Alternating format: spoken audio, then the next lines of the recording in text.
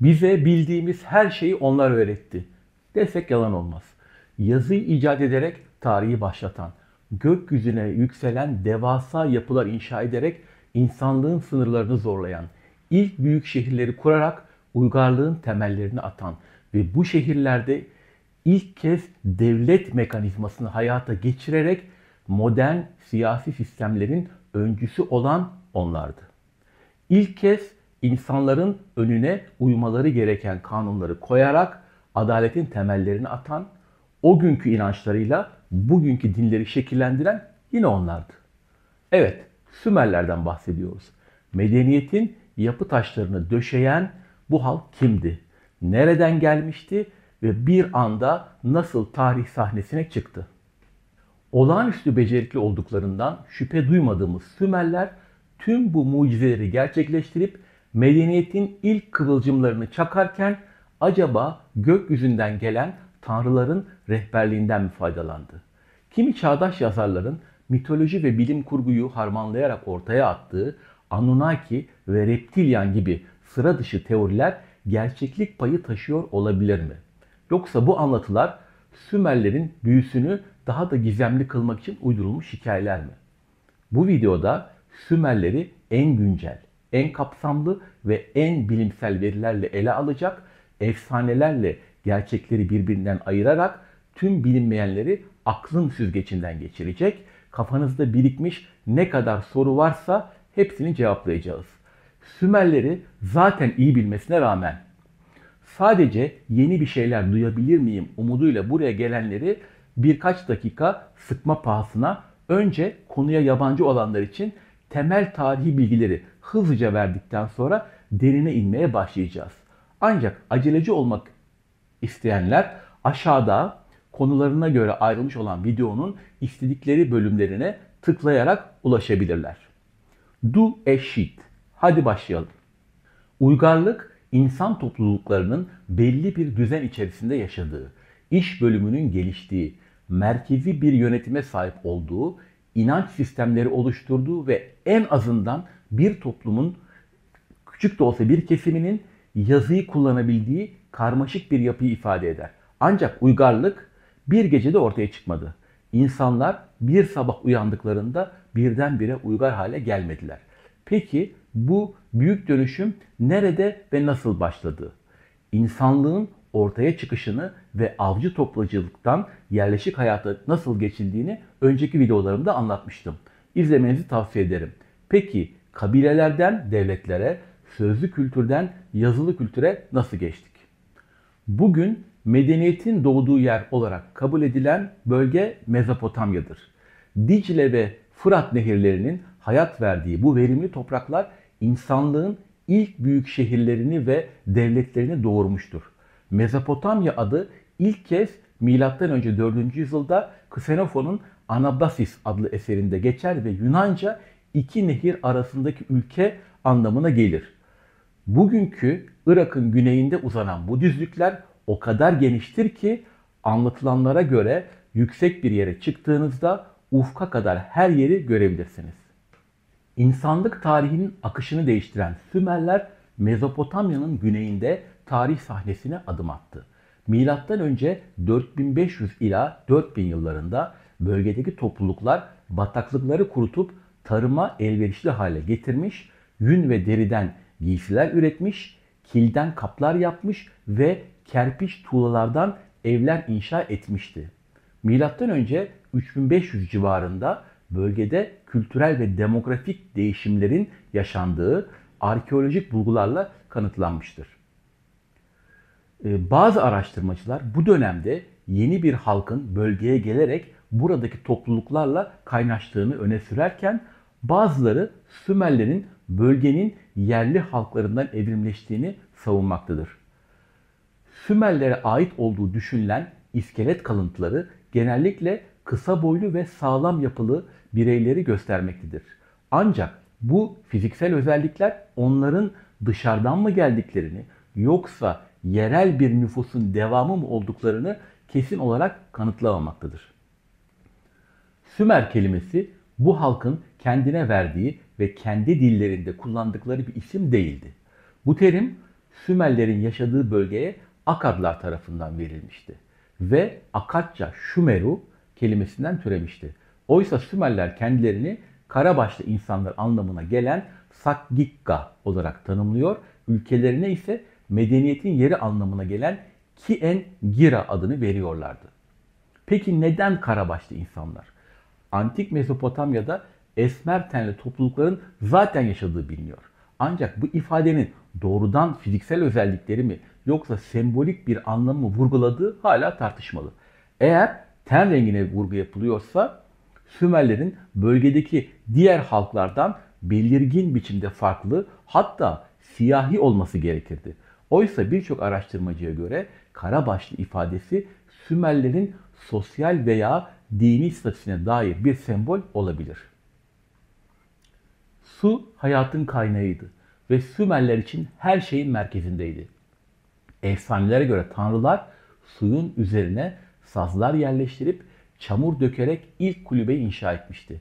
Günümüzde Mezopotamya bataklıklarında benzer yaşam tarzını sürdüren Madanlar, yani Mezopotamya bataklık Arapları adıyla bilinen topluluklar yaşasa da Sümerler esas olarak ırmak kıyılarına yerleşmiş ve geliştirdikleri tarım metotlarıyla verimli topraklardan faydalanmışlardır. Ancak bu topraklarda tarım yapmak sanıldığı kadar kolay değildi. Güney Mezopotamya'da yaz aylarında yağmur neredeyse hiç yağmazdı ve kontrolsüz nehir taşkınları tarlalara zarar verebilirdi. Tarımı ayakta tutmanın tek yolu suyun akışını düzenlemekti. Sümerler sulama kanalları, setler ve su bentleri inşa ederek nehirleri yönlendirmeyi öğrendi. Bu gelişmiş sulama sistemleri sayesinde tarımsal üretim arttı, köyler büyüdü ve zamanla kentlere dönüştü. Artan tarımsal üretim sosyal yapıyı da değiştirdi. Verimli arazilerden faydalanan çiftçiler artı ürün elde edebildikleri için zamanla büyük toprak sahiplerine dönüştü. Ticaret de gelişti. Sümer tüccarları arpa, susam yağı, kurutulmuş balık ve dokumaları doğudaki dağ halklarına götürerek karşılarında sedir ağacı, bakır ve kıymetli taşlar getirdi. Irmak kıyılarında büyüyen kentler deri kaplı sazdan teknelerin nehirlerde dolaşmasıyla birbirlerine bağlandı. Böylece Sümerler yalnızca bir topluluk olmaktan çıkıp ortak bir uygarlığın temellerini attı. Milattan önce 3000'e gelindiğinde Sümerler su mühendisliğinde büyük ilerlemeler kaydetmişti. Sulanabilir tüm topraklar ekime açılmış, kent merkezlerinde devasa tapınaklar yükselmişti. Özellikle Nippur gibi şehirler rahiplerin ve tüccarların buluşma noktası haline gelmişti. Ancak su Sümerler için yalnızca hayat kaynağı değil, aynı zamanda bir mücadele unsuruydu. Kurak dönemlerde su ve toprak anlaşmazlıkları komşu kentler arasında gerilimi tırmandırdı. Bu çekişmeler zamanla büyük savaşlara dönüştü ve Sümerler tarihin ilk organize ordularını kuran uygarlıklardan biri oldu. Dahası Sümerlerin zenginliği yabancı kavimlerin iştahını kabarttı.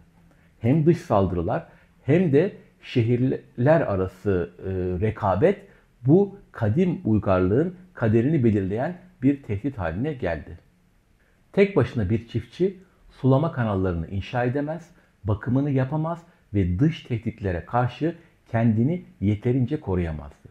Bu yüzden Sümerler'de organizasyon becerisi yüksek liderler ön plana çıktı. Lugal, yani büyük adam unvanını taşıyan bu yöneticiler yalnızca savaşçı değil, aynı zamanda sulama sistemlerini denetleyen, yargıçları ve vergi toplayıcılarını yöneten merkezi figürlerdi. Başlangıçta topluluklarını koruma ve yönetme görevini üstlenirken zamanla daha kalıcı ve daha otoriter yöneticilere dönüştüler. Neolitik çağda tarım, hayvancılık ve el işçiliğine dayalı bir yaşam sürdürülürken Sümerler'de iş bölümü daha karmaşık hale geldi ve büyük ölçekli tarımsal üretim ortaya çıktı. Sulama sistemlerinin inşası ve bakımı, iş gücünün kolektif organizasyonunu, toplumsal hiyerarşinin belirginleşmesini ve merkezi yönetimin güçlenmesini teşvik etti. Milattan önce 3000'lere gelindiğinde Sümerler çok tanrılı inanç sistemleri, anıtsal mimari yapıları ve idari kayıt sistemleriyle kentleşmiş toplumların en erken örneklerinden birini oluşturmuştu. Ancak bu sistem toplumda belirgin bir sosyal tabakalaşmaya yol açmıştı.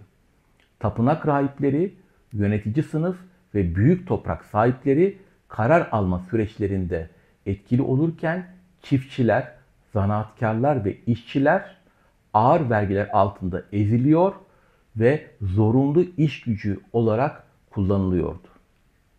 Peki bu yönetici sınıf nasıl ortaya çıktı? Büyük olasılıkla tarımın getirdiği üretim fazlası iş bölümünü ve toplumsal hiyerarşiyi zamanla derinleştirdi. Başlangıçta sulama sistemlerini yöneten veya dini ritüelleri düzenleyen rahipler zamanla daha geniş bir siyasi otorite kazandı. Zaten Sümer mitolojisine göre tanrılar insanları kendilerine hizmet etsin diye yaratmıştı. Sümerlerde tapınaklar yalnızca dini ibadet için kullanılmıyordu. Aynı zamanda ekonomik faaliyetlerin yürütüldüğü ve yönetimin şekillendirildiği merkezlerdi. Tapınaklar büyük ölçekli tarımsal üretimi organize ediyor, iş gücünü denetliyor ve dağıtımını sağlıyordu. Ancak Sümer ekonomisi yalnızca tapınaklara dayalı değildi. Özel mülkiyet ve tüccar sınıfı da ekonomik yapıda önemli bir yer tutuyordu. Bu sistem büyük ölçekli projelerin gerçekleşmesini mümkün kıldı. Sulama kanalları, görkemli tapınaklar ve ilk şehirler binlerce insanın ortak çalışmasıyla inşa edildi. Aynı zamanda sanat, müzik ve zanaatkarlık gibi alanlar gelişti. Milattan önce 4000 civarında küçük yerleşimler halinde ortaya çıkan Sümer şehirleri 1000 yıl sonra gelişmiş kent devletlerine dönüşmüş ve yazının icadı ile birlikte tarihin en eski uygarlıklarından biri haline gelmiştir. İngiliz tarihçi Paul Krivacek, Mezopotamya uygarlığının yükselişi ve insanlık tarihine etkisini anlattığı Babil, Mezopotamya ve Uygarlığın Doğuşu adlı kitabında Sümerlerin dünyayı bilinçli olarak dönüştürmeyi amaçlayan ilk uygarlık olduğunu öne sürmüştü. Krivacek'e göre Sümerler doğaya uyum sağlamak yerine ona hükmetmeye çalışmış, tarımsal sulama sistemleri, şehir planlaması ve yazıyı geliştirerek çevrelerini kasıtlı olarak değiştirmişti. Bu bağlamda Sümerlerin yalnızca hayatta kalmaya yönelik değil, bilinçli bir şekilde toplumu, ekonomiyi ve doğayı şekillendirme çabası içinde olduklarını savunmuştur. Krivacek bu düşünce yapısının modern uygarlıkların temelini oluşturduğunu da vurgulamıştır. Sümerler'de kadınlar dönemin birçok uygarlığına kıyasla daha geniş haklara sahipti. Ev ve arazi satın alabiliyor, ticaret yapabiliyor ve mahkemelerde tanıklık edebiliyorlardı. Ancak toplumsal iş bölümünde çoğunlukla dokumacılık, bahçecilik ve yemek pişirme gibi görevlerle meşguldüler. Kadınların en önemli sorumluluklarından biri çocuk doğurmaktı. Sümer yasalarına göre eğer bir kadın çocuk sahibi olamazsa kocasının ikinci bir eş almasına izin veriliyordu. Bu durum doğurganlığın Sümer toplumunda ne kadar önemli olduğunu göstermektedir. Sümerler dünyadaki düzeni tanrıların görevleri üzerine açıklamaya çalışmış ve insanların yaptığı işleri tanrılara atfederek kozmolojik bir çerçeveye oturtmuşlardı. Sümer yaratılış mitinde Tanrı Enki'nin erkek tanrılara tarla sürmek, kanal kazmak ve inşaat işleri gibi görevler verirken tanrıçaları tahıl hasadı ve dokumacılıkla görevlendirmesi aslında o günkü toplumsal iş bölümünü ve cinsiyet rollerini yansıtmaktadır. Ancak her kadın geleneksel rollerle sınırlanmamıştı. Sümerler'de kadın rahipler, kadın müzisyenler, hatta bazı şehirlerde yönetici konumuna yükselen kadınlar bulunuyordu. Bunu Sümerlerin mizah anlayışında da görebiliyoruz. Bir Sümer fıkrasında adam şöyle yakınıyor. Karım tapınakta, annem ırmak kıyısında, bense burada açlıktan ölüyorum. Bu şaka kadınların yalnızca ev içinde değil, tapınaklarda ve toplumsal yaşamda da aktif roller üstlendiğini göstermektedir. Sümer kadınları görece özgürlüklerine rağmen yine de erkek egemen bir toplumda yaşıyorlardı. Ancak onların o gün sahip olduğu haklar sonraki birçok uygarlıkta, hatta binlerce yıl sonra aynı coğrafyadaki kadınların ulaşamayacağı bir noktayı temsil ediyordu. Sümer kentlerinin silüetini göğe yükselen devasa ziguratlar şekillendiriyordu.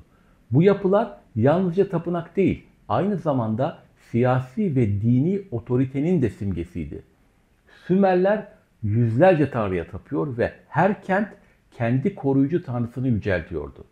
Bu yüzden her büyük şehirde hem yönetici hem de dini lider olan Lugal, yani büyük adam ve rahipler gökyüzüne uzanan devasa kuleler inşa ettirdi.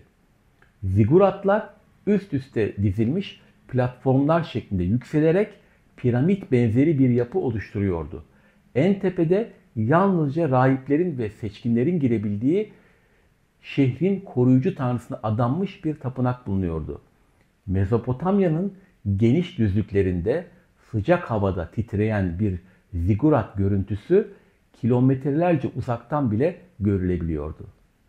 Kitab-ı Mukaddes'te bahsedilen ve Tanrı'nın müdahalesiyle yarım kaldığı anlatılan başı göğe değen kulenin Mezopotamya'daki ziguratlardan birisi. Özellikle de Babil'deki Etemenanki ziguratından esinlenmiş olduğu düşünülmektedir. Peki Mısır piramitleri Sümer ziguratlarından ilham almış olabilir mi? Mezopotamya ve Mısır tarih boyunca ticari ve kültürel etkileşim içinde olmuştur. Ancak Sümer ziguratlarından çok sonra inşa edilen eski krallık dönemi, yani M.Ö. 2700 ila 2200 arasında piramitler ile Sümerlerin erken dönem ziguratları arasında doğrudan bir bağlantıyı kanıtlayan arkeolojik bulgular yoktur. Yine de M.Ö. 2650'de inşa edilen basamaklı piramit, yani Zoser piramidi ile Sümer ziguratları arasındaki benzerlik dikkat çekicidir ve böyle bir ihtimali mümkün kılmaktadır. Yine de bu benzerlik doğrudan bir etkileşimden çok farklı toplumların benzer mühendislik çözümleri geliştirmesiyle de açıklanabilir. Çünkü insanlar daha o dönemde, yani 5000 yıl önce yüksek ve devasa yapılar inşa etmenin dini ve siyasi gücü simgelediğini fark etmişlerdir. Tarih boyunca devasa yapılar, özellikle dini olanlar, liderlerin ihtişamını sergilemesi ve dini gücünü vurgulaması dışında toplum üzerindeki otoriteyi pekiştirmek ve halkı kontrol altında tutmak için bilinçli bir strateji olarak kullanılmıştır. O dönemde Mısır piramitleri ve Sümer ziguratları. Sonradan Roma'da Pantheon, Bizans'ta Ayasofya, Notre Dame ve Köln katedralleri gibi Orta Çağ katedralleri, Osmanlı'da Süleymaniye ve Selimiye gibi Selahattin camileri, Sovyetlerde devasa anıtlar, günümüzde de Çamlıca Camii. Bu sonuncu şaka, bunu silelim. Bu amaçla inşa edilmişlerdir. Konuya dönersek, ziguratlar kerpiçten yapılmış ve tapınak olarak kullanılmışken piramitler dayanıklı taş bloklarla inşa edilmiş firavun mezarlarıydı. Yani işlevleri de farklıydı. Ancak ikisi de kutsal alanlar olarak görülüyordu. Özetle Mısır piramitlerinin Sümer ziguratlarından doğrudan ilham alması muhtemel olsa da kesin bir kanıt yoktur. Yine de bu iki büyük uygarlığın benzer dini ve mimari anlayışları geliştirdiği söylenebilir. Sümer rahipleri gök hareketlerini gözlemleyerek mevsimlerin değişimini takip eden bir takvim geliştirmişti. Tarıma dayalı bir toplum için bu bilgi hayatiydi. Ekim ve hasat zamanlarının doğru belirlenmesi kıtlıkları önleyebilirdi. Bu durum rahipleri yalnızca dini değil, aynı zamanda ekonomik ve siyasi açıdan da en güçlü sınıflardan biri haline getirdi. Mevsimleri önceden tahmin edebilmek, onların tanrılarla özel bir bağ sahip olduğu inancını pekiştiriyordu. Sümer inancına göre tanrılar tapınaklardaki kutsal heykellerin içinde bulunuyor veya en azından bu heykeller aracılığıyla dünyada varlıklarını gösteriyordu. Bir başka deyişle bu heykeller tanrıların dünyaya açılan kapıları veya fiziksel temsilleri olarak görülüyordu. Eğer düşman bir şehir başka bir kentin tapınağından tanrı heykelini çalarsa bu o tanrının artık o şehri terk ettiği ve korumasının kalktığı anlamına gelmekteydi. Bu yüzden Sümerler için tanrı heykelleri sadece dini semboller değil, doğrudan ilahi bir gücün parçasıydı. Rahipler bu heykelleri büyük bir özenle yıkar, yağlar, süsler ve hatta onlara yiyecek sunardı. Bu ritüeller tanrıların memnun edilmesi ve şehirlerini korumaya devam etmeleri için kritik bir öneme sahipti. Sümerlerin bu inancı yalnızca kendi uygarlıklarıyla sınırlı kalmadı. Babil, Asur ve Persler gibi sonraki Mezopotamya uygarlıklarını da derinden etkiledi. Hatta Tanrı'ya adanmış fiziksel semboller ve ritüeller farklı biçimlerde de olsa sonraki dinlerde bile varlığını sürdürdü. Hristiyanlıkta ikonalar ve aziz tasvirleri, Hinduizm'de tapınaklardaki tanrı heykelleri ve ritüeller, Budizm'de Buda heykelleri ve stupa geleneği, İslam'da Hacerül Esved taşı, Katolik kiliselerinde ise aziz heykelleri ve relik tapınımı gibi. Sümer mitolojisine göre tanrılar yalnızca düzeni sağlayan varlıklar değil, aynı zamanda kaprisli ve doğrudan insanlarla etkileşimde bulunan güçlerdi. Onlar dünyayı kaostan yaratmıştı. Ancak bu düzenin sonsuza kadar süreceğinin de bir garantisi yoktu. İnsanlar tanrılar için çalışıyor, tapınaklara adaklar sunuyor, onların dünyadaki düzenini sürdürmesine yardımcı oluyordu. Ancak zamanla bu düzen bozuldu. İnsanların gürültüsü ve çoğalması tanrılar için tahammül edilmez bir hale geldi. Bu düşüncenin en eski örnekleri arasında Eridu yaratılış miti ve Atrahasis destanı gibi Sümer ve Akkad metinleri bulunur. Eridu yaratılış miti evrenin oluşumunu ve insanın yaratılışını anlatırken düzen ve kaos arasındaki hassas dengeyi vurgular. Atrahasis destanı ise tanrıların kontrolsüz insan nüfusuna karşı duyduğu öfkeyi en çarpıcı şekilde yansıtan mitlerden biridir. Destana göre baş tanrı Enlil insanların taşkınlığını dizginlemek için büyük bir felaket planlar. Tufan. Ancak bilgelik tanrısı Enki insanlardan biri olan Ziusudra'yı uzun günler yaşayan anlamında Akatça versiyonunda Atrahasis adıyla anılıyor. Evet, Ziusudra'yı uyararak ona bir gemi yapmasını söyler. Bu anlatı daha sonra Gılgamış destanındaki Utnapiştim ve Kitab-ı Mukaddes'teki Nuh tufanı gibi efsanelere ilham vermiştir. Bu tufan mitleri yalnızca Mezopotamya'da değil, dünyanın dört bir yanında benzer temalarla karşımıza çıkar. Yahudi-Hristiyan geleneğinde Nuh tufanı, insanların ahlaki yozlaşması nedeniyle Tanrı'nın büyük bir felaket göndermesiyle gelişir. Yunan mitolojisinde ise Zeus, insan soyunun yozlaşmasına karşı Deukalyon ve Pyrrha dışında herkesi yok eden bir tufan gönderir.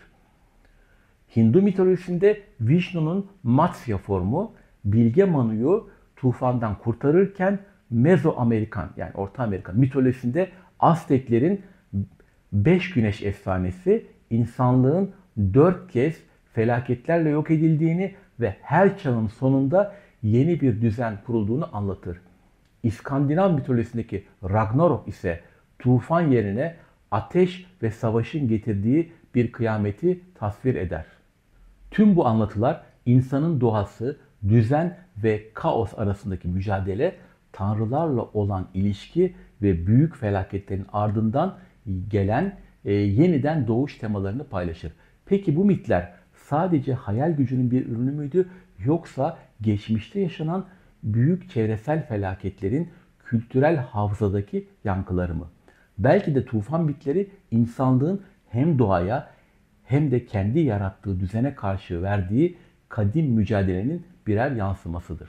Bu mitlerin ortak teması tanrıların başlangıçta insanlara düzen getirdiği ancak zamanla insanların yozlaşması ya da tanrılara rahatsızlık vermesi nedeniyle büyük bir felaketle yok edilmeleridir.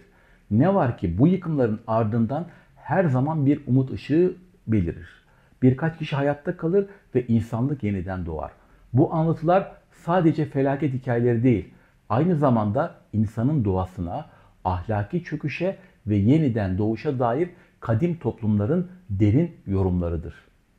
Psikolog Carl Gustav Jung'un arketip kavramı bu ortak mitlerin kökenine dair önemli bir açıklama sunar. Jung'a göre insan zihninde nesiller boyunca aktarılan kolektif bilinç dışı imgeler vardır.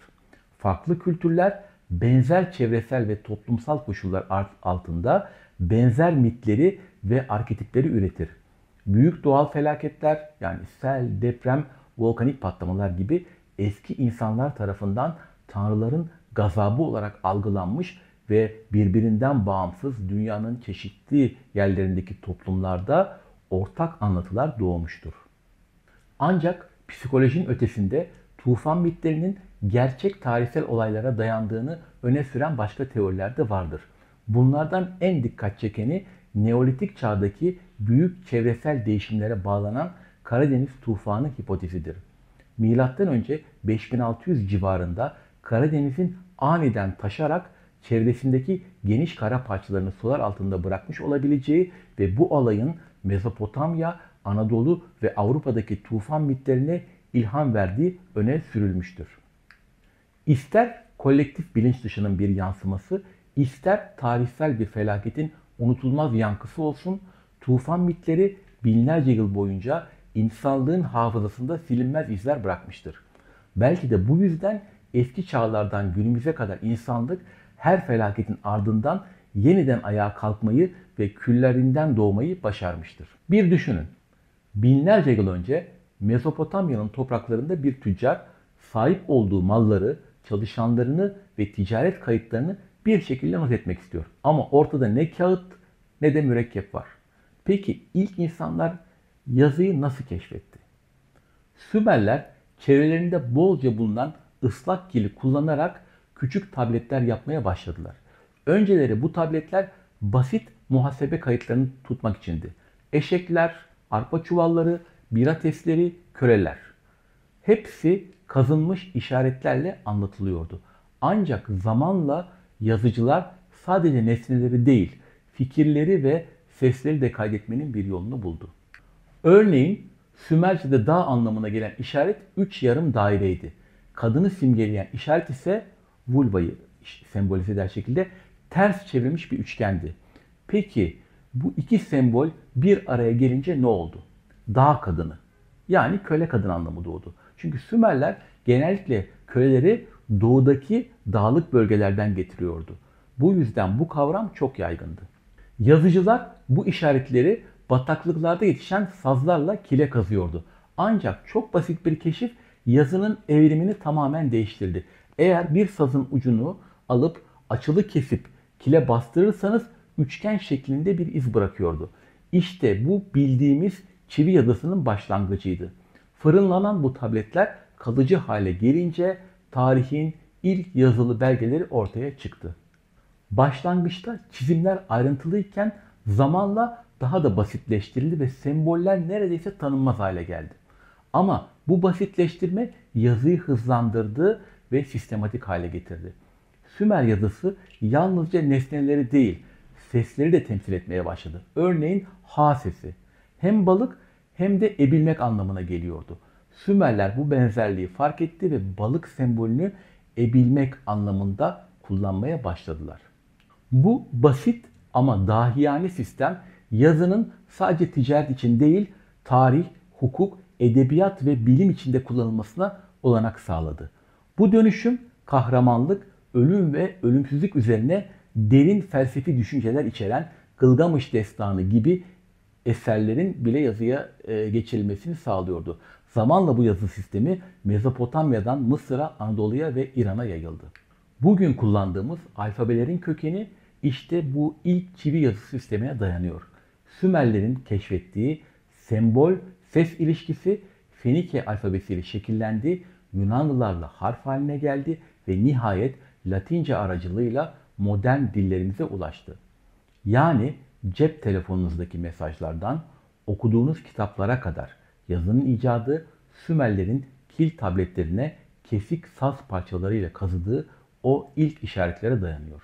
Peki sizce ilk yazıyı bulan Sümer yazıcıları binlerce yıl sonra insanlığın bu kadar gelişmiş bir iletişim sistemine ulaşabileceğini hayal edebilir miydi? Sümerler yaşadıkları toprakların medeniyetin beşiği olduğuna inanıyordu. Kendilerini düzenin ve bilginin merkezinde görerek çevrelerindeki göçebe toplulukları barbar anlamında Martu adıyla tanımlıyorlardı. Barbar kelimesi ise çok daha sonra ama aynı anlamda Antik Yunan'da varvaros olarak kullanılıyor. İşte baklava, pastırma, kokoreç, karagöz, hacivat falan. Hadi biz tanımız ama Sümerlerden kavram aşırılmış. Neyse bu miras. Sümerlere dönersek Sümerler için şehir hayatı, tarım ve yazı uygarlığın simgesiydi. Bir Sümer metni göçebeleri şu sözlerle betimler. Tahıl bilmeyen martu, ne ev ne kent bilen martu, çiğ et yiyen, hiç evi olmadan yaşayan martu. Yani evi olmayan göçebelerden bahsediyor. Yerleşik Osmanlı'nın Türklere bakış açısı gibi neredeyse. Ancak zamanla bu fark daha da belirgin hale geldi. Küçük köyler büyüyerek Uruk, Nippur, Kiş ve Ur gibi büyük kentlere dönüştü. Sulama sistemlerine bağımlı olan bu yerleşimler birbirine yakın konumdaydı. Başlangıçta bağımsız olan bu kentler güçlenenler zayıfları kontrol altına almaya başlayınca ilk kent devletleri ortaya çıktı. Sınırlar, hendekler ile ve özel işaretlerle belirleniyor. Su kaynakları ve tarım alanları için sürekli savaşlar yapılıyordu. Sümerlerin bu gerçeği anlatan meşhur bir sözü de vardı. Gidip düşmanın toprağını alırsın, sonra düşman da gelir senin toprağını alır. Kent devletlerinin ortaya çıkışı yönetim anlayışında büyük bir değişim yarattı. Geleneksel önderler yani büyük insanlar yerlerini tanrılar tarafından seçildiklerini iddia eden güçlü krallara bıraktı. Krallar yalnızca yönetici değil, aynı zamanda rahip ve savaşçıydı. Saraylar yöneticilerle birlikte yazıcılar, muhafızlar, sanatkarlar ve rahiplere de ev sahipliği yapıyordu. Ur kentinde ölen hükümdarlarla birlikte saray mensuplarının da ölüme gitmesi yaygın bir ritüeldi. Müzisyenler, cariyeler ve muhafızlar lüks giysiler içinde acısız bir zehir içerek efendileriyle birlikte mezara girerdi. Bu uygulama kralların ölümden sonra bile güçlü bir hiyerarşiye sahip olduğuna inanıldığını göstermektedir. Mezopotamya'da bilim ve teknoloji inanılmaz bir hızla gelişti.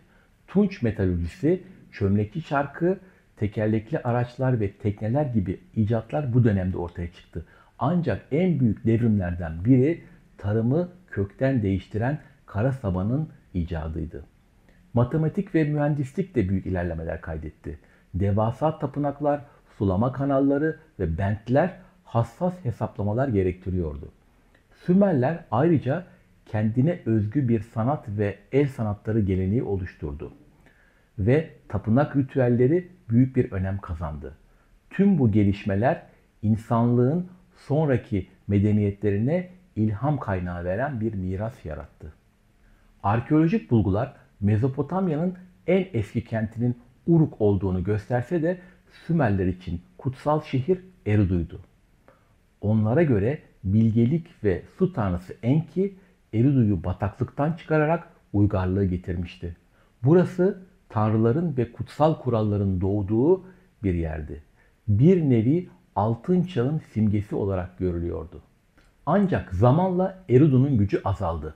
Sümer mitolojisine göre bu değişime tanrıça Inanna'nın kurnazlığı etkili oldu. Bir efsaneye göre Inanna Uruk'tan Eridu'ya giderek Enki'yi şaraba boğdu. Tanrı sarhoş olup neşelendikçe uygarlığın kutsal kuralları olan mehleri ona verdi.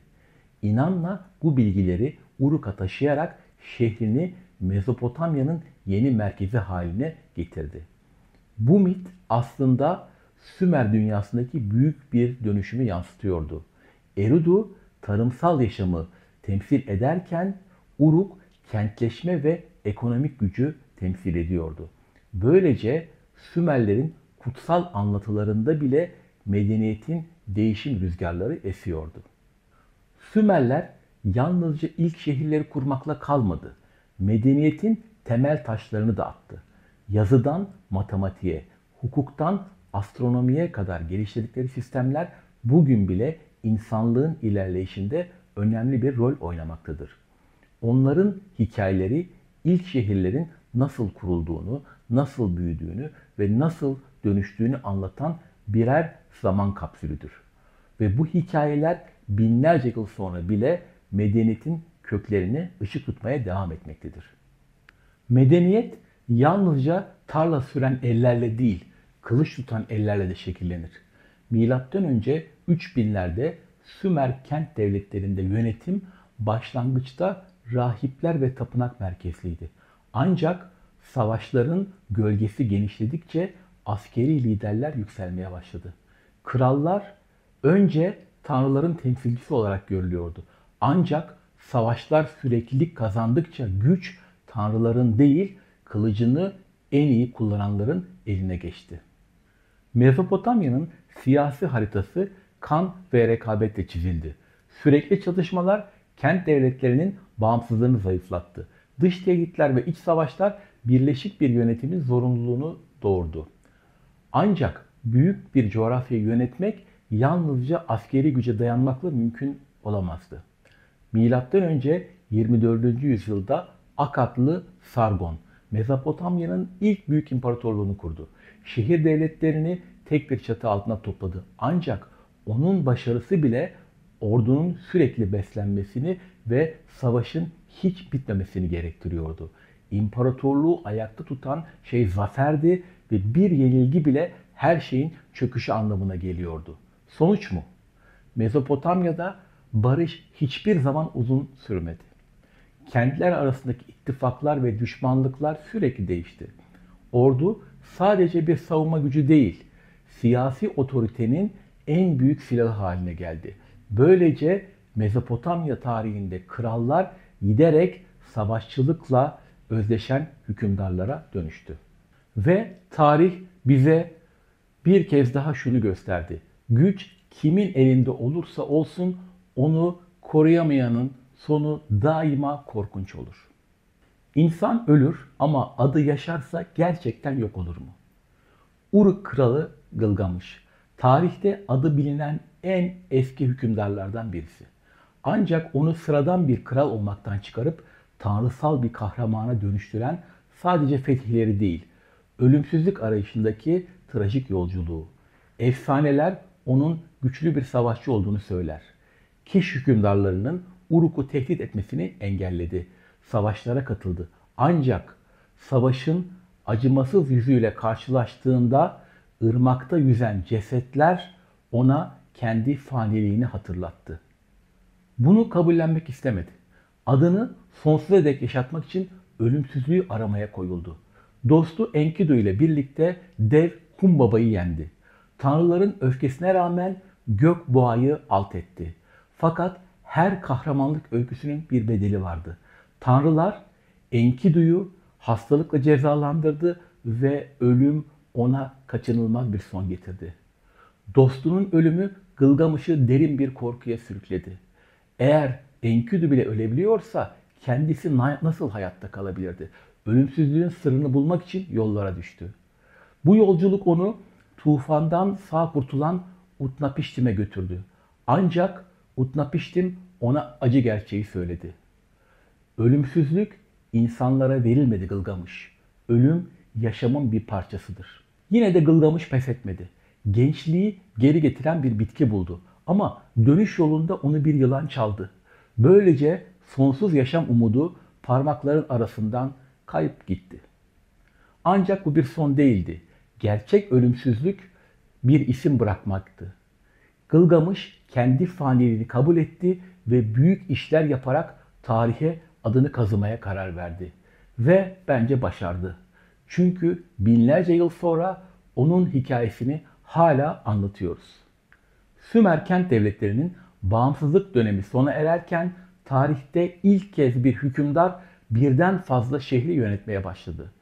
Kiş kralı Etena'nın tüm bölgeleri istikrara kavuşturduğu söylenir. Ancak Sümer'in siyasi yapısı sürekli değişim içindeydi. Gutiler, Umma kralı Lugalzageshi ve nihayetinde Akkad kralı Sargon yani Şarukin bu topraklar üzerinde hakimiyet kurarak Sümerlerin kaderini şekillendirdi.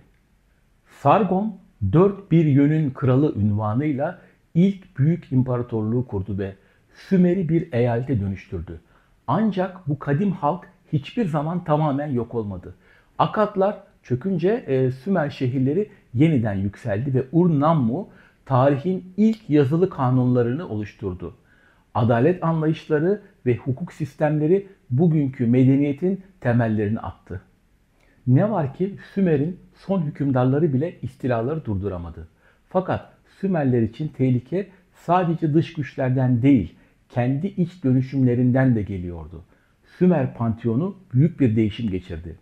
Hammurabi döneminde Sümer tanrıları ikinci plana itilerek Babil'in baş tanrısı Marduk en yüce ilah ilan edildi. Bu dönüşümle birlikte tanrıçalar gölgede kaldı, dolayısıyla kadın hakları da zayıfladı.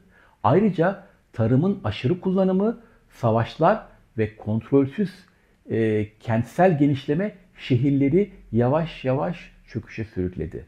Son darbe ise Elamlardan geldi. Babil kralı Hammurabi M.Ö. 1750'de Sümer'i tamamen siyasi haritadan sildi. Ancak Sümerler tarihten silinmiş gibi görünse de kültürel mirasları hala yaşamaya devam etti. Yazıları, bilimsel keşifleri, mitleri ve yasaları sonraki uygarlıklara ilham verdi. 1900'lü yıllarda yapılan kazılarla Sümerler yeniden keşfedildi ve şimdi binlerce yıl sonra onların hikayesini anlatmaya devam ediyoruz. Bir zamanlar Mezopotamya'nın bereketli topraklarında hüküm süren bu toplumun varlığı tamamen unutuldu. Onların izleri dini metinlerde geçen Şinar ülkesi gibi gizemli ifadelerin içinde saklıydı. Fakat bu referanslar yüzyıllarca yanlış anlaşıldı. Şinar ülkesi ya da Şinear diyarı, Tevrat'ın Tekvin yani yaratılış kitabında Nemrut krallığının başlangıcında şehirler kurduğu ve Babil Kulesi'nin inşa edildiği yer, Daniel kitabında ise Babil kralı Nebukadnezar'ın Yahuda kralı Yehoyakim'i esir alarak götürdüğü yer olarak geçmektedir. Kur'an-ı Kerim'de Şinar adı doğrudan geçmese de Bakara suresinde Nemrut ve Babil ile ilişkilendirilen anlatımlar yer almaktadır. Sümerler nasıl unutuldu? Daha da önemlisi nasıl yeniden keşfedildiler? 17. yüzyılın en sıra dışı seyyahlarından biri olan Pietro della Valle 1614'te henüz 28 yaşındayken İstanbul üzerinden Mısır, Filistin, Suriye, Irak, İran ve Hindistan gibi dönemin Avrupalılar için hala gizemini koruyan topraklara doğru yola çıktı. 14 yıl süren yolculuğu boyunca yalnızca egzotik kültürleri gözlemlemekle kalmamış, maceralarını Viaggi yani Seyahatler adlı 3 ciltlik eserinde detaylı olarak anlatmıştır. Ancak onun en büyük keşfi tam anlamıyla bir tesadüf eseri olarak gerçekleşti. Della Valle Suriye'de Sittimani adlı Süryani bir kadına aşık olup onunla evlendikten sonra seyahate birlikte devam etmişlerdir. O dönem Irak'ın güneyinde kanunsuzluk hüküm sürüyordu ve yolculuk hiç de güvenli değildi. Bir gün konvoyu eşkıyalar tarafından pusuya düşürüldüğünde kıl payı kurtulan Della Valle bir ören yerine sığınmak zorunda kalmıştı. Sığındığı antik harabeler yani Ur zigguratının varlığını notlarına ayrıntılı bir şekilde eklemişse de o dönem ne o ne de kitabını okuyanlar bunun bilinmeyen bir uygarlığa ait olduğunu anlayamazlardı. Mezopotamya'da gördüğü çivi yazılı tabletleri alıp ülkesine götürmüştü. Ama o dönemde çivi yazısı henüz sökülmediği, anlaşılamadığı için bu yazıtların tam olarak ne olduğu yine anlaşılmamıştır. Sittimani 1622 yılının sonunda İsfahan'da düşük yaparken vefat etmiştir. Della Valle ise karısını mumyalatmış, onun mumyasıyla beraber İtalya'ya dönmüş, eşinin naaşını Roma'da Aracelli'deki Santa Maria Bazilikası'na defnetmiştir. İlginç bir hikaye ama konuya dönelim. 19. yüzyıl sadece sanayi devrimiyle anılmaz. Aynı zamanda tarihin yeniden yazıldığı bir dönem olarak da bilinir. Batılı arkeologlar İncil'de anlatılan olayları ve kutsal metinleri doğrulamak için Mezopotamya'ya akın etmişlerdi. Ancak ele geçen kanıtlar bildiğimizi sandığımız her şeyi yeniden sorgulamamıza sebep olmuştu. Çünkü bulunanlar eski ahitten binlerce yıl önce var olmuş, gelişmiş bir uygarlığa işaret ediyordu. Gerçek keşif ise 19 ve 20. yüzyıldaki arkeolojik kazılarla geldi. 1860'larda Sir Austin Henry Layard ve Asur kökenli Hormuzd Rassam, Asur ve Babil arkeolojisi üzerinden Sümerlerin keşfine dolaylı olarak katkıda bulundular. Bunlar ikisi de İngiliz arkeologlardı. Layard, Osmanlı İmparatorluğu'nun Musul bölgesinde yaptığı kazılarda Asur İmparatorluğu'nun başkentlerinden Nimrut ve Ninova'yı keşfetti. Ninova'daki Asurbanipal kütüphanesinde bulunan çivi yazılı tabletler Sümerlerin varlığının kanıtlanmasına yardımcı olacaklardı. 1869 yılında İngiliz astrolog Henry Rawlinson ve Fransız dil bilimci Jules Oper, Mezopotamya'da bulunan binlerce yıllık çivi yazılı tabletleri çözmeye çalışıyordu. İlk başta bu tabletlerin yalnızca Akatça ve Asurca olduğu düşünülse de bazı tabletlerde çok daha eski, bilinmeyen bir dile rastlamışlardı. Tamamen farklı bir gramer yapısına sahip olan bu metinler bilinen hiçbir dile benzemiyordu. Jules Oper bu dili Sümer dili olarak adlandırdıysa da dünya henüz kaybolmuş bir medeniyetin sesini duymaya hazır değildi. Dönemin akademi dünyasından çeşitli itirazlar geldi. Sümerler gerçekten var mıydı diye sordular ve Oper'in tabletleri yanlış yorumlama ihtimali üzerine durdular. Öyle ya, Mezopotamya'da Akatlar, Asurlar ve Babiller uzun süre hüküm sürmüştü. Bu bilinmeyen uygarlık nereden çıkmıştı ve neden iz bırakmadan tarih sahnesinden çekilmişti? Bu sorular ünlü İngiliz arkeolog Sir Leonard Woolley'in 1922 ile 1934 yılları arasında Ur antik kentinde yaptığı arkeolojik kazılarla nihayet yanıtlandı. Woolley, Ur kentinde yaptığı kazılarla insanlık tarihinin en eski uygarlıklarından birini ortaya çıkardı. Ur kraliyet mezarlarında, özellikle Kraliçe Puabi'nin mezarında Sümer soylarına ait altın kupalar, gümüş mihverler, lapis lazuli taşıyla bezenmiş taç, kolye, bilezikler, hatta silindir mühürler ile savaş arabaları bulundu ki bu Sümer medeniyetinin sadece varlığını değil, aynı zamanda son derece gelişmiş bir toplum olduğunu da kanıtlıyordu. Tarih bazen bir yapboz gibidir. Parçaları birleştirdikçe bildiğimizi sandığımız hikayeler hiç beklenmedik bir şekilde yeniden şekillenir. Sümer tabletleri çözülmeye başladığında araştırmacılar eski ahitteki bazı anlatılarla şaşırtıcı derecede benzerlik taşıyan hikayelerle karşılaştılar. İngiliz astrolog George Smith 1872'de British Museum'da çalışırken Asurbanipal'in Ninova'daki kütüphanesinden gelen çivi yazılı tabletleri inceliyordu. Gılgamış Destanı'nın 11. tabletini çözümledi ve Nuh tufanına çok benzeyen bir tufan hikayesinin varlığını ortaya çıkardı. Bu benzerlikler yalnızca birkaç küçük detaydan ibaret değildi. Kökenleri binlerce yıl öncesine uzanan, neredeyse birebir örtüşen anlatılar söz konusuydu.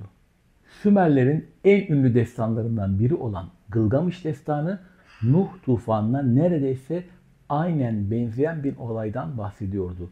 Ziusudra adlı bir karakter, tanrıların insanlığı yok etmeye karar verdiğini öğrenir ve kendisini ve ailesini kurtarmak için bir gemi inşa eder. Fırtınalar günlerce sürer. Sonunda gemi bir dağa oturur ve bir kuş uçurularak kara parçası aranır. Bu anlatım eski ahitteki Nuh'un gemisi hikayesine çarpıcı derecede benziyordu ki bilim dünyasında büyük bir tartışma yaratacaktı. Sümer mitolojisinde Dilmun adında kusursuz bir diyar anlatılıyordu. Burada yaşayanlar ne acı çeker, ne hastalanır, ne de ölürdü. Üstelik bu cennetvari yer bir kadının yasak bir meyveyi yiyerek lanetlenmesiyle bozulmuştu. Bu hikaye de Tevrat'taki Adem ve Havva'nın cennet bahçesinden kovulma anlatısına son derece yakındı. Sümer tabletlerinde insan yaratılışına dair ilginç bir anlatı vardı. İnsanlar tanrılara hizmet etmeleri için balçıktan yaratılmıştı.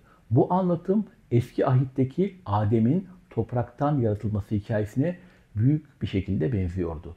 Ancak Sümerler insanın yaratılma sebebinin tanrılar için çalışmak ve onların yükünü hafifletmek olduğunu belirtiyordu. Büyük tufan, cennet bahçesi ve insanın balçıktan yaratılışı. Eski ahitte bahsedilen pek çok şey binlerce yıl önce yazılan Sümer metinlerine benziyordu. Yani nezaketen benziyordu diyoruz. Yoksa davaya bilirkişi atansa belli ki intihal diyecek.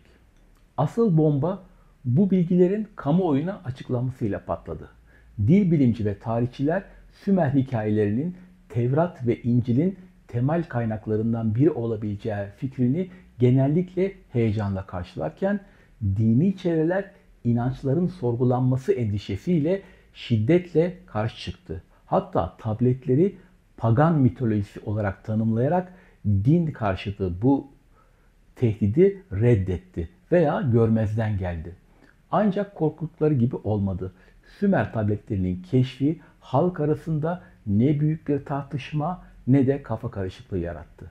Yine de 20. yüzyılın başlarında Sümeroloji Batı üniversitelerinde akademik bir dal olarak kabul edildi. Almanya'da Berlin Üniversitesi, Fransa'da Paris Üniversitesi ve Amerika'da Chicago Üniversitesi bu alanda öncü oldu. Ve artık biliyoruz, Sümerler vardı ve biz onların mirasını taşıyoruz. Sümerlerin kökenine dair tartışmalar tarihçi, arkeolog ve dil bilimcileri neredeyse bir asırdır birbirine düşüren mevcut verilerle hiçbir sonuca varılamayan konulardan birisidir. Sümerlerin kökeni hakkındaki ilk ve en önemli tartışma konusu Sümerlerin Mezopotamya'nın yerli halkı olup olmadığıdır.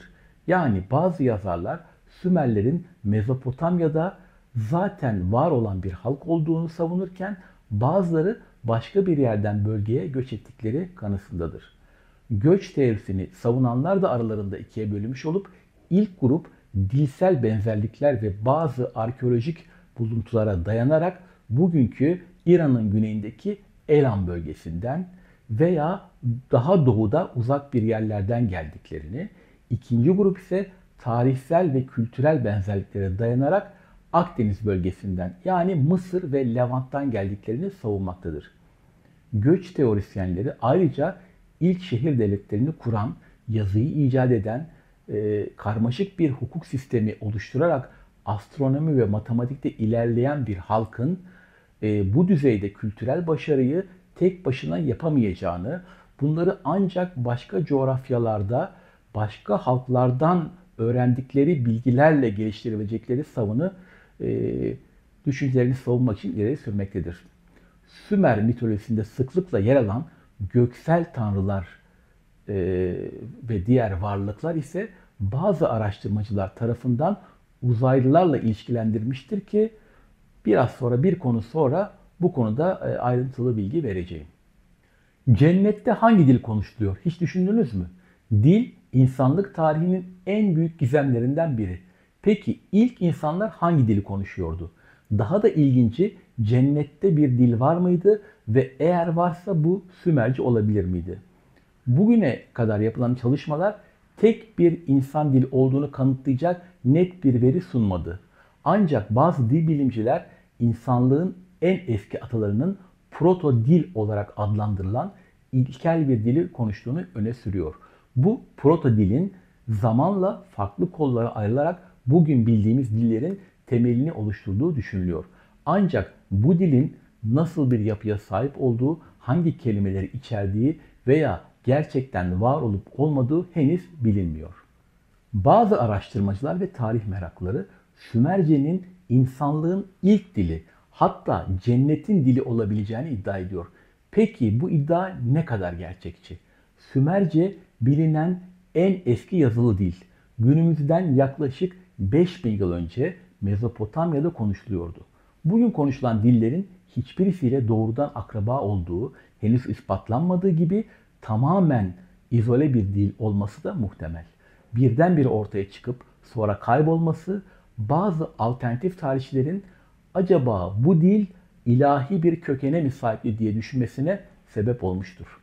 Bu iddiayı destekleyenlerin en büyük dayanaklarından biri Kitab-ı Mukaddes'in yaratılış bölümünde geçen başlangıçta bütün dünyanın tek bir dili ve ortak bir konuşması vardı ifadesi. Eğer Babil Kulesi efsanesinden önce tüm insanlar tek bir dil konuşuyorduysa bu dilin Sümer dili olduğu ileri sürülüyor.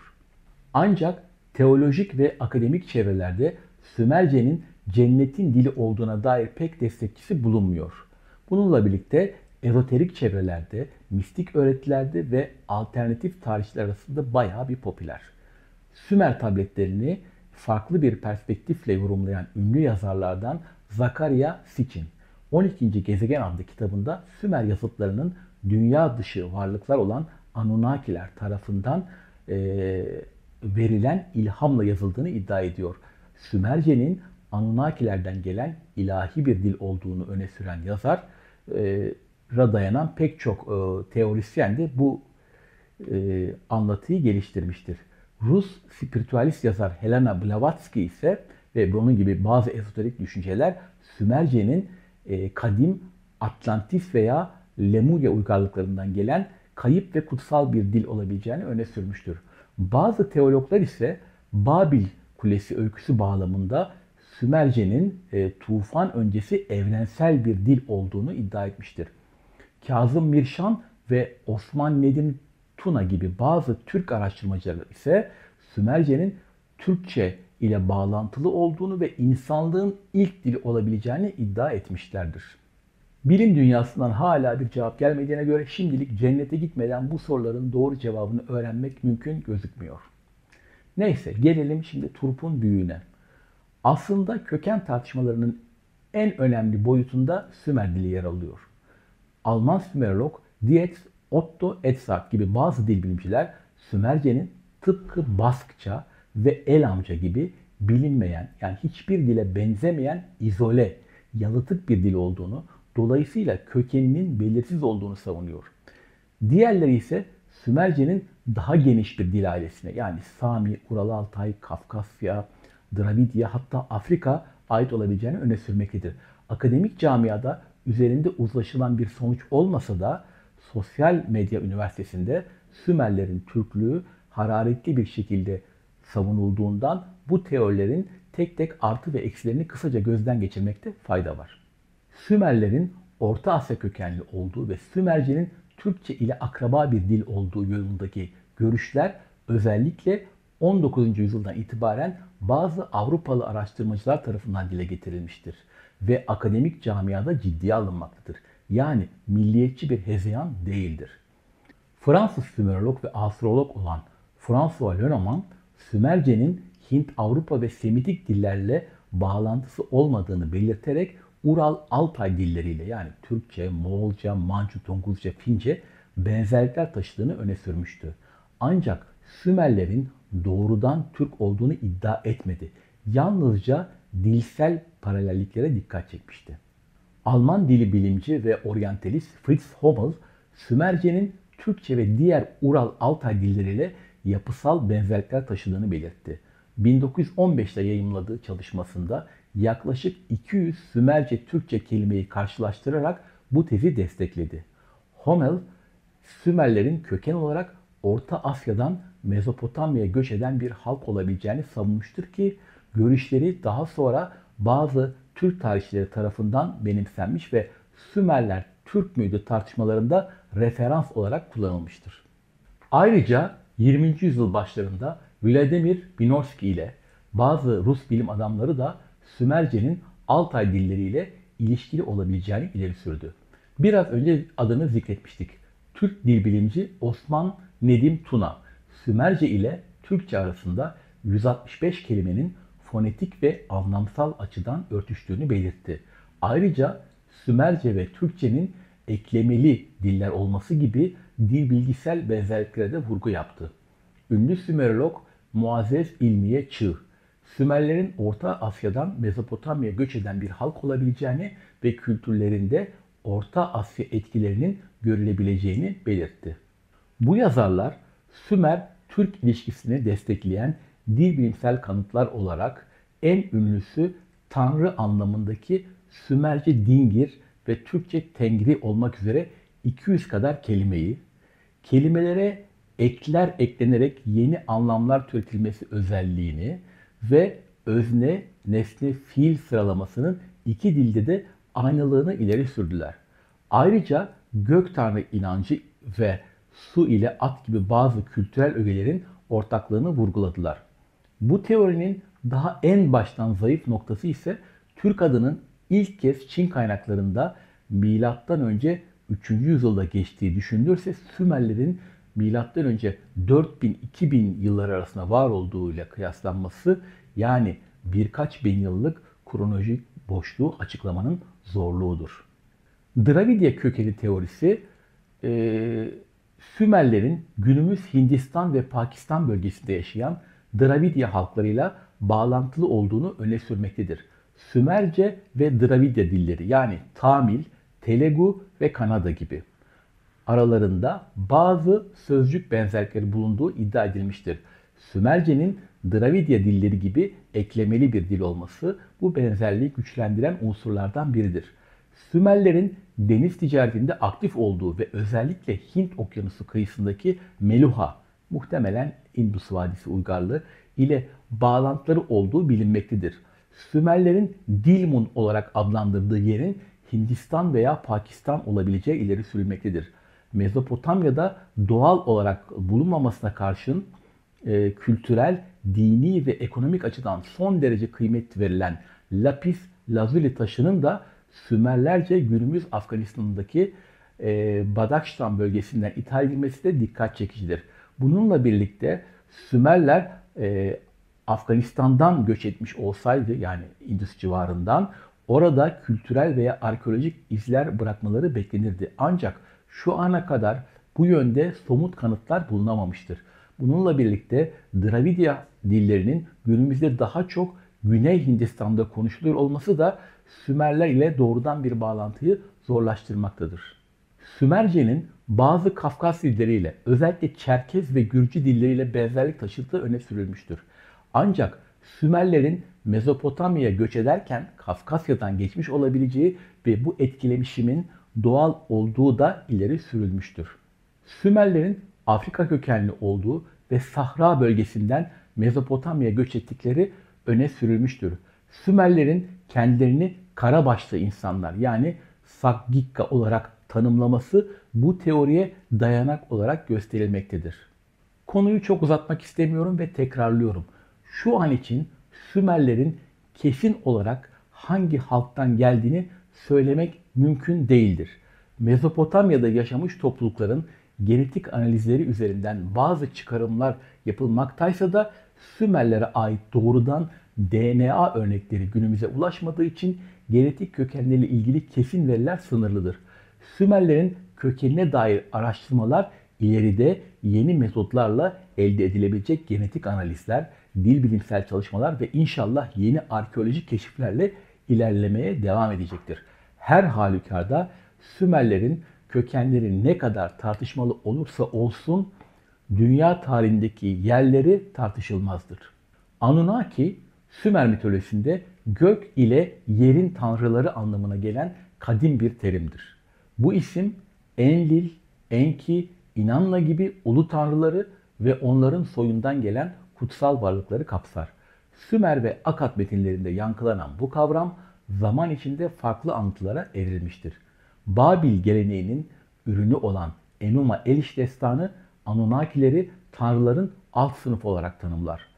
Kaosun cisimleştirilmiş hali Tiamat'ı yenen Tanrı Marduk, Anunnakilere evrenin düzenini şekillendirme görevini bahşetmiş, onlar da Babil'in görkemli tapınaklarını inşa etmiştir. Sümer tufan anlatılarından Atrahasis destanında Anunnakiler ağır işlerle yükümlü tanrılar olarak betimlenirken iş yüklerinden kurtulmak için insanların yaratılması fikrini Enki'ye sunmuşlardır. İnsanların yaratılışı ile birlikte Anunnakiler üstün tanrılar olarak geri çekilmiş, yeryüzünün dengesini gözetmeye koyulmuştur. Eridu yaratılış hikayesi onların dünya düzenini sağlamakla görevli ilahi varlıklar olduğunu anlatmaktadır. Eridu, Uruk ve Nippur'un kutsal mekanları Anunnakilerin göksel kudretini simgeler. Ancak bazı anlatılar onların yeraltı dünyasının yargıçları olarak adalet dağıttığında dile getirir.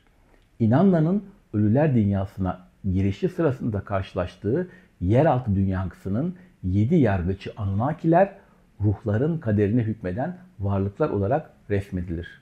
Zekeriya Sitchin, Sümer metinlerine dair iddialarıyla bilinen ve tartışmalı antik astronot teorisinin en popüler savunucularından birisidir.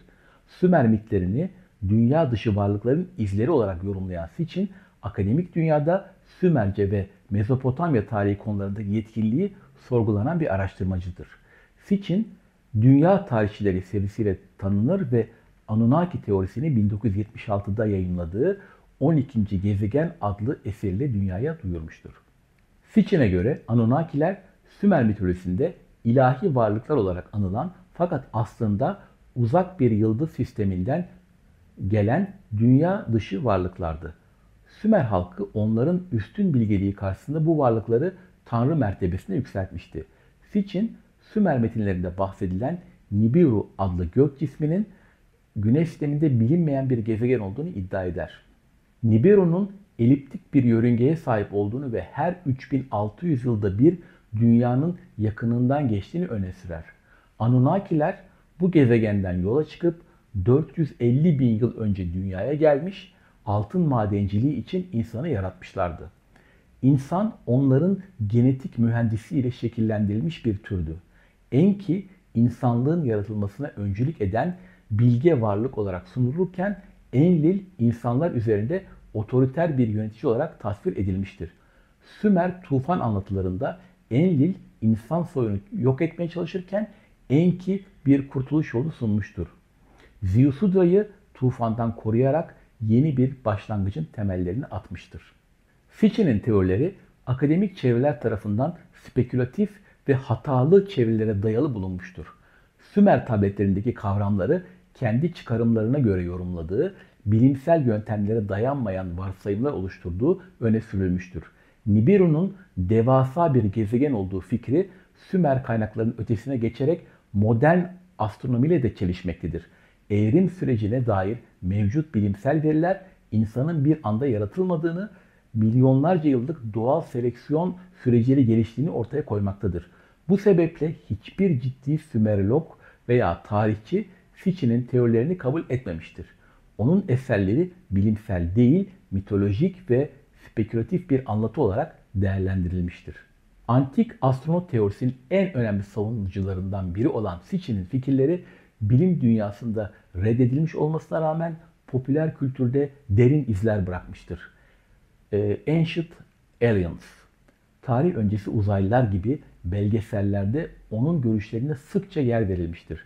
David Icke ve Erich von Däniken gibi isimler bu teoriyi daha da genişletmiştir. Anunnaki miti filmlerden video oyunlarına kadar geniş bir alanda yankı bulmuş, Stargate, Prometheus gibi yapımlar da efsanenin izleri sürülmüştür.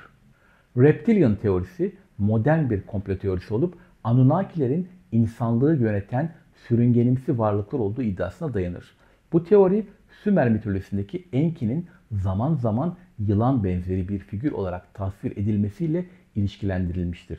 David Icke, The Biggest Secret adlı kitabında dünya liderlerinin aslında insan kılığına bürünmüş reptilyanlar olduğunu öne sürerken Children of the Matrix kitabında bu varlıkların insanlığı kontrol eden bir sistem kurduğunu iddia etmiştir. Icke bu anlatıyı antik Sümer metinleriyle ilişkilendirse de akademik çevreler onun teorilerini bilim dışı ve spekülatif olarak değerlendirmektedir. Oysa Sümerler tanrılarını çoğunlukla insan biçimli olarak tasvir etmiş ve sürüngen figürleri Sümer sanatında pek yaygın olmamıştır. Sümerler gerçekten kadim tanrılarla karşılaştı mı, yoksa göğe baktıklarında kendi hayal güçlerinin sınırlarını mı gördüler? Yeni bir videoda görüşene dek hoşça kalın.